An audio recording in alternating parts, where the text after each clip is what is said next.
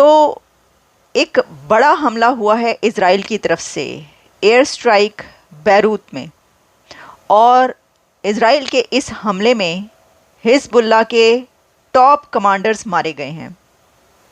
और उन top commanders में वो कमांडर भी शामिल थे जिनके ऊपर $7 मिलियन बाउंटी थी अमेरिका की तरफ से, क्योंकि बैरूत में अमेरिकी एम्बेसी पर धमाके करने वाले, उस पर हमला करने वाले कमांडर भी इनमें शामिल थे जो इस हमले में हलाक हुए बड़ी खबर सामने आ रही है। इजरायली सेना ने लेबनान की राजधानी बेरूत में एयर स्ट्राइक में हिजबुल्लाह कमांडर इब्राहिम अकील को मार गिराया की तस्वीर भी हम आपको दिखा रहे हैं किस तरीके से बेरूत पर इजराइल के हवाई हमले में 14 लोग मारे गए। एक हफ्ते में हिजबुल्लाह को ये तीसरी बड़ी चोट लगी। ये एक इतना बड़ा हमला था कि 31 से ज़्यादा लोग इसके अंदर मारे जा चुके हैं और जो ज़ख्मी हैं उनकी कोई 60-70 के करीब तादाद आ रही है।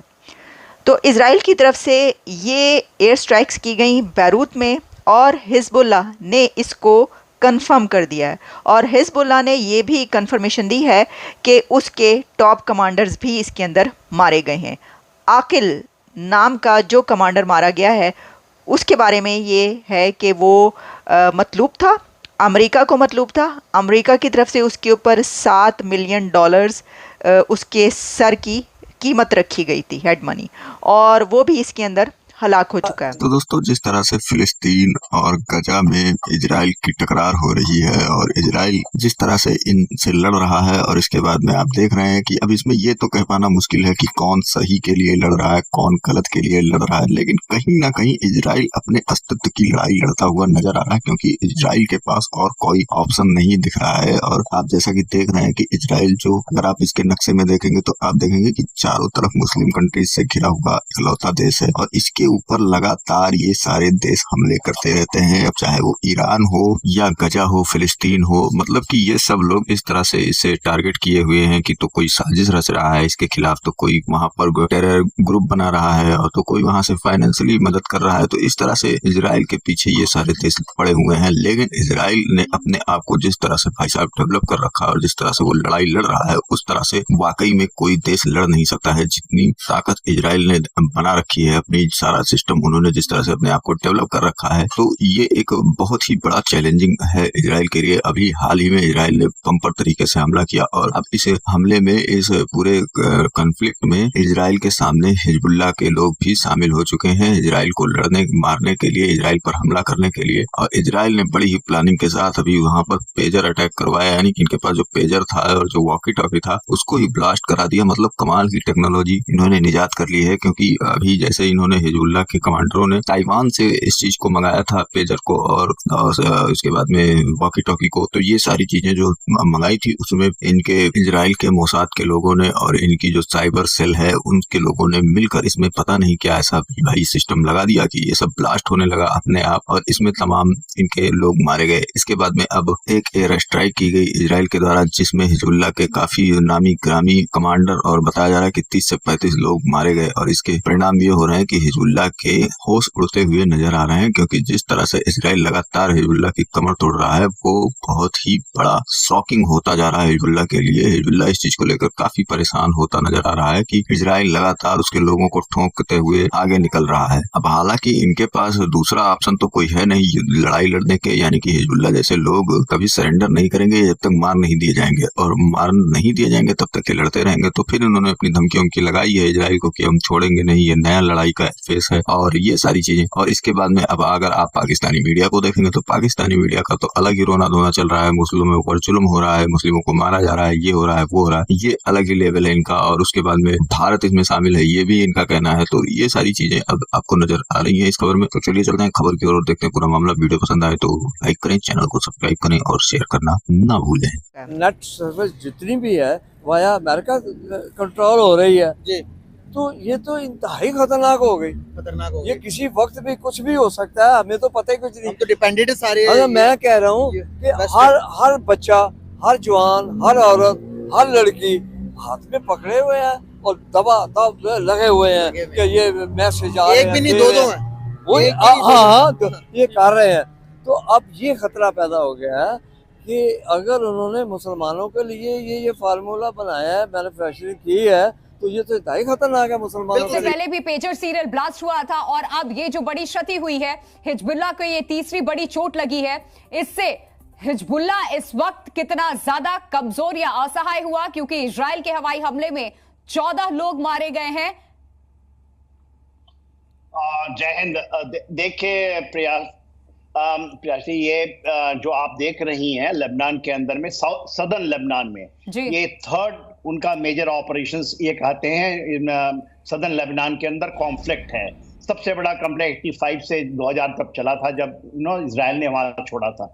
अभी आपने जैसा बताया कि ये जो आपकी है उसकी देखिए मिलिट्री टर्मिनोलॉजी में हम 3 बातें कहते हैं। पहला है जो साइबर अटैक, किसी भी मेजर ऑपरेशंस के पहले जब साइबर अटैक होती है, जो आपने पेजर्स की बात हुई, हम वॉकी टॉकी की बात हुई, उनकी जितने भी रेडियो सेट कारों में लगे हुए हैं उनके ऊपर में जो, और इसकी प्लानिंग और देखिए 2022 से चलती है। और यही साइबर जब यूनिट उनकी एक है 820 जो साइबर वॉरफेयर की यूनिट है और बहुत ही नामी यूनिट है, उन्होंने ये प्लान किया और उस स्ट्रैटेजिक मोमेंट में इसका वे रिट्रीब्यूट करते हैं जब आप ऑपरेशंस की अपनी तैयारी की फेजेस शुरू करते हैं। दूसरा, आप उसके बाद देखिए लगातार एयर स्ट्राइक्स हो रही हैं। आपने अभी आपने नहीं खबर चलाई कि रिजवान फोर्सेस के बारे में थोड़ी सी जानकारी आपको दे दूं।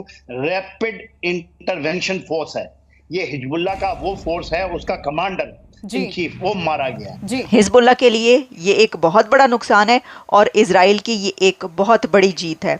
आप जानते हैं कि इजराइल ने कहा कि ये अब एक हम न्यू फेज ऑफ वॉर में दाखिल हो चुके हैं। ये जब पेजर्स का वो इशू क्रिएट हुआ, जब पेजर्स के धमाके होने शुरू हुए वहाँ पर, उसके बाद फिर उन्होंने कहा कि अब हम एंटर हो चुके हैं न्यू फेज़ ऑफ वॉर में, जिससे सब ने ये समझा कि ये उनकी तरफ से एक तरीके से कंफर्म किया गया है कि ये धमाके उन्हीं की तरफ से किए गए हैं। वो कैटेगोरिकली उन्होंने ये कंफर्मेशन नहीं दी इजराइल ने, और वो दे भी नहीं सकते, क्योंकि जो रूल्स एंड रेगुलेशंस हैं इसके हिसाब से अगर वो करेंगे, क्योंकि जो सिक्योरिटी काउंसिल है उसके अंदर पहले ही ये इशू उठाया जा चुका है, जिसके अंदर ये कहा है कि ये जो पेजर्स के ज़रिए जो धमाके किए गए हैं वो इंसानी हकूक़ की खिलाफ वर्जी और इस तरह की बहुत सारी चीज़। ये जो लड़ाई है हिजबुल्लाह और इजराइल के बीच, ये कॉन्फ्लिक्ट एस्केलेट कर चुका है। देखिए पहले तो हमास के साथ चल रहा था ना, अच्छा इसके अंदर हमास के जो नए लीडर हैं उनकी तरफ से भी इसको कंडेम किया गया है धमाकों को और इजराइल को, और बड़े एक उन्होंने अपने गम और गुस्से का इजहार किया, स्पीच में देख रही थी। लेकिन उसी के साथ जो IDF के हेड हैं इजराइल की और उनकी तरफ से जो स्पीच की गई वो भी बड़ी उसी तरीके से जोश और जज्बे वाली थी, जिसमें उन्होंने कहा है कि ये हमने स्ट्राइक की है और इसके अंदर ये हिजबुल्लाह के अहम बंदे मारे गए हैं। हम एक कौम नहीं रहे, हम एक हजूम बन गए हैं। जिस दिन हम कौम बनेंगे ना, शायद हम मुकाबला कर सकें, इस पर हम हजूम हैं। मैंने एक प्रोग्राम देखा था कि एक मोबाइल जो था ना, उसने उसको खोला, चेक किया, उसमें अमेरिका की तरफ से एक डिवाइस रखी हुई थी, जो हमारा जितना डाटा था वो अमेरिका जाता है। ये मैंने अपने आंखों से देखा है प्रोग्राम में। अब बताएं, जो हमारे साथ डाटा सारा हमारा वहाँ चला गया और रह के गया, तो जो चाहे वो कर सकते हैं, तो हमारे घर पे बम मार सकते हैं, पता भी नहीं लगेगा, आपको कुछ भी नहीं कर सकते। हो सकता है, देखिए वो उन्होंने साबित किया, ये हिजबुल्लाह ने खरीदे थे वहाँ से, और जब इन्होंने खरीदे और ऑर्डर प्लेस किया तो मुसाद ने वहाँ पे जाके उसके अंदर डिवाइस ऐसी रखी जो कि एक्सप्लोड कर गई। और आपने देखा पहले दिन तो ये था कि सिर्फ पेजर गए, दूसरे दिन तो फिर वो जो बाकी उनकी डिवाइसेज हैं जो उन्होंने स्पेशली इसलिए खरीदी थी कि अगर इजराइल ने अटैक किया तो फिर हम ये यूज़ करेंगे, वो भी बस्ट हुई हैं। और उसके अंदर आपके जो रेडियो थे इसका गाड़ी का वो बस्ट हुआ है, उसके अंदर लैपटॉप बस्ट हुए हैं। तो ये तो एक बहुत ही ज़बरदस्त खतरे की बात है और इसमें दुनिया को सोचना पड़ेगा कि इस काम को रोकें। अगर ये एक दूसरे के साथ शुरू हो गया तो फिर इसका कोई एंड नहीं है। बताया जा रहा है कि बैरूत में लोग बहुत खौफजदा हैं, अपने दफ्तरों से और जो उनकी एक्टिविटीज़ थी वो बंद कर दी हैं, वो अपने घरों को चले गए हैं और इस धमाके के बाद उनको ये एक्सपेक्ट कर रहे हैं कि इस तरह के और भी धमाके होंगे। अब ये वो कहते हैं कि आ बैल मुझे मार। अगर हिजबुल्लाह को हम देखें तो हमास और इजराइल की लड़ाई में कुछ ऐसे कंट्रीज़ और ग्रुप्स खुद से शामिल हुए हैं जिनको अब इसका खुमियाजा भुगतना पड़ रहा है। हाँ, जो हमास और इज़राइल की लड़ाई थी वो एक तरफ मौजूद थी, लेकिन उसके अंदर फिर हूतीज़, ईरान और हिज़्बुल्लाह इस तरह के कई एक ग्रुप्स शामिल हुए।